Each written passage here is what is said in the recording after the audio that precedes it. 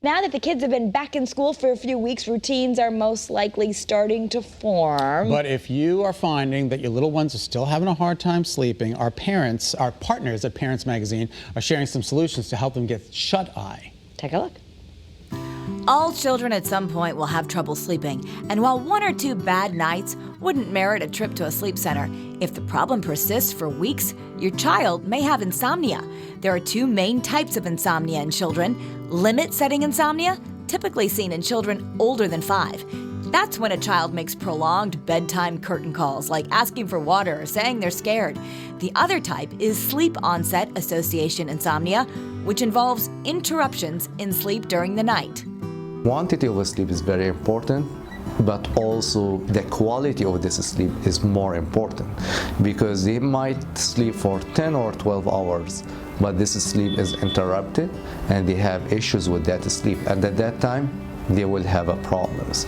Those problems could lead to more, like a drop in IQ, eventual obesity, or making your child less motivated to participate in sports.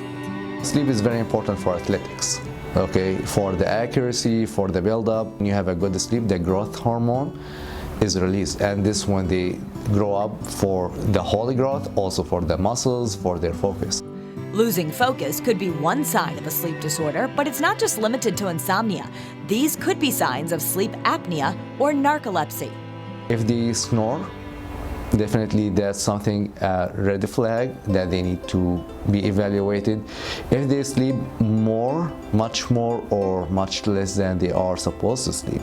Some cases they sleep like 6-7 hours, they are too much sleep deprived, or they sleep too much, and this could be like narcolepsy.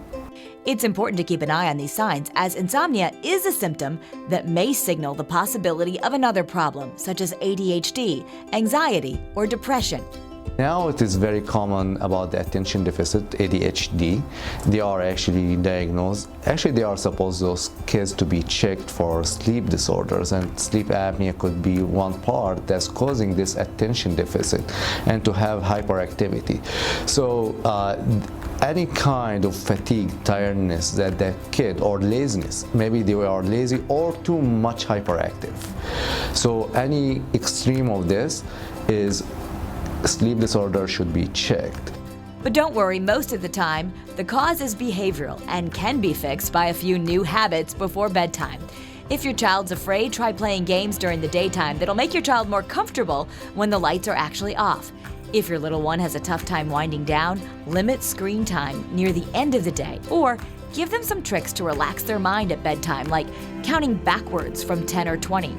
If your child lies awake in bed for more than 30 minutes, take note of that and use the latest bedtime as a starting point the next few nights. Then, when he or she begins falling asleep soon after getting into bed, start moving closer to the ideal bedtime. All right, to read more about sleep patterns and how you can help your kids have a good night's sleep, check out parents.com. Sleep is so important for the parents. Absolutely. Parents Magazine is owned by the same company that owns this television station. It is the Meredith Corporation.